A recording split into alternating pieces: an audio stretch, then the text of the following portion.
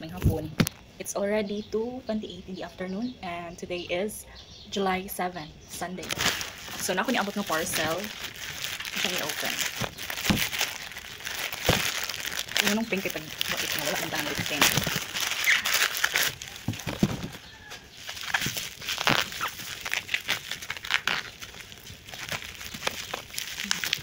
Okay. Okay. So, guess what? Obviously, it's books. Naa sila free for bookmarks. Love in colorful ways. Love in colorful ways. Wala mo na dyan pag gilain-lain, no? Same rin po na upat. Anyway, first book, The Subtle Art of Not Giving a Fuck. So, this is not original because I cannot afford. So, this is reprint. Hindi ka afford of original. And nice, wala ra sa siya dense. Later ato siyang i-open kung unsa iya ang okay ra ba ang kasulod. So this one you've reached Sam na by Dustin Thau. Icebreaker by Hannah Grace. Icebreaker by Hannah Grace. And Everything is Fucked, a book about hope. So kaning isa agay The Subtle Art of Not Giving a Fuck is a counter-intuitive approach to living a good life. Then kani, it's about a book about hope. So, unta natin ma-learn ang itong pagbasa. And this one is Wildlife. Oh, sure. Wildlife. So, same sila og author. One thing ako siyang gipalit, ganahan ko sa cover. So, finally, murag mobalik na kita og basa sa libro na. I hope so. Para malasan na sa dako ang screen time. Pero more gyapon madawat gyapon tumataan ni. Pero at least dili malasan na tong screen time. So, here you go guys. I bought 5 different books. Tada! Okay.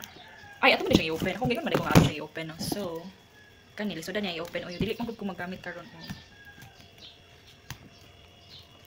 Dara. Ito mo gamit og something sharp. Kaya it's books. I'm scared. Mahal mo daw tong koko. So, I'm happy kay wala gid na doubt yung edges. Kay one thing na I'm so meticulous about kay ang edges sa book. Nice ra ang reprint. I like the reprint. Kay wala makapalit na. You've reached Sam. So makapalit na gid ko atong katong patapot sa book na cover niya. Basta patapot sa cover. Kay usually before, mupat ko libro, ako ra butangan kay ani. Ang edge niya butangan ako og scotch tape. And it's hustle, promise kay dili mo siya magtupong, kay dili mo sa to perfect. So this one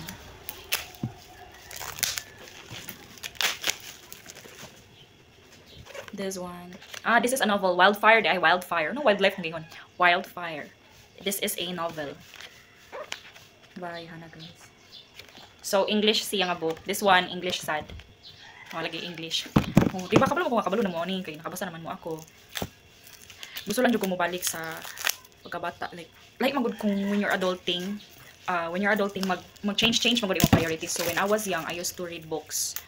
Mahala pa, kanang magtigom before like of books and nga sa una nga gamay pa ko na siya kung something din pero kira na siya sa una gamay pa og income palit ko books karon nga increase na siya galisod ko buy so I'm so happy nga I'm able to buy na this actually napa ko yung mga books dito ay napalit na ko siya 20 pag boom sa COVID 2020 right diba nag COVID nagsugod March palit ako to siya mga April dayon ang akong gipalit kay naay pakapin like grabe bongga kayo ang pakapin kay usa sa dili ko sure kung usa siya kaset but ning ana tong seller kanang napalit ako to online work sa Facebook mantali na ko siya nakapagit and kanang second hand kay kanang board kay katong time COVID di ba pandemic wala tay work so dito basa ko pero ang ending katong free nga books wala gid ako siya nabasa kay kanang wala dili ay actually nako isa nga almost nako mahuman di ba 2024 na ron almost ako mahuman murag boringan man gud ko nang dili jud makatch ang attention ba nangita dito ka nang makatch ang attention kiligon ko sa story ana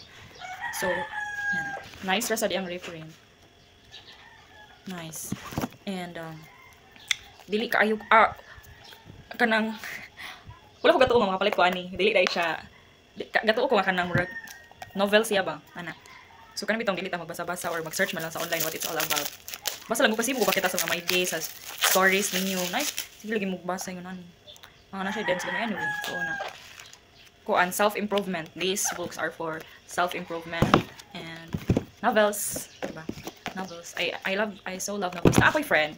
Actually, two.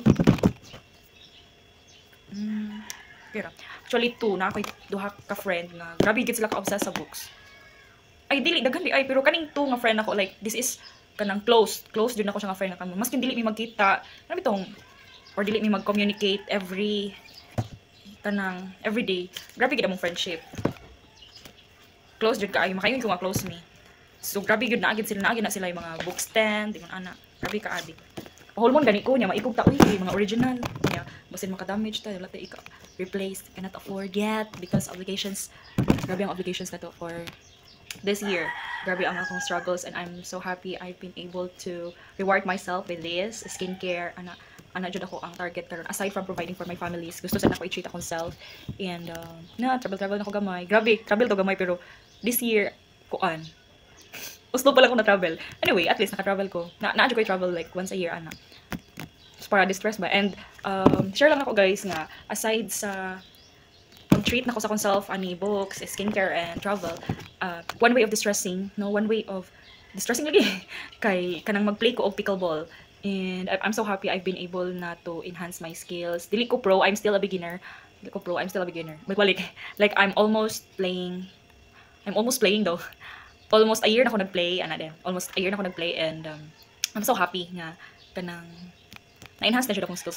Anyway, ang kanang sa almost nga 1 year, dili na siya everyday ko mag-play ha. Like, sa pagsugod pa lang yun, murag, hayahay na ang once a week na, anak misa na sa una, hayahay na ang once a week. And karon kanang lately lang, almost every night na ko nag-play kay, it's so yupak sa work. I need to distress kay murag, kung dili ko na ako siya ma-release today, pagkaugma, mag-pile up siya, and dili ko kasabot sa akong self, kanang luya kayo ko, I don't like to eat, and I overthink a lot, na the anxiety, my god. And kanang grabe gid ang mental health na to. Murag hapit na mo give up ang mental health. Anyway, nagpangita gid ko paagi nga ma-overcome na ko siya because dili ko gusto nga kanang kaunon ko sa system sa kaunon ko sa kanang ako ang anxiety ana.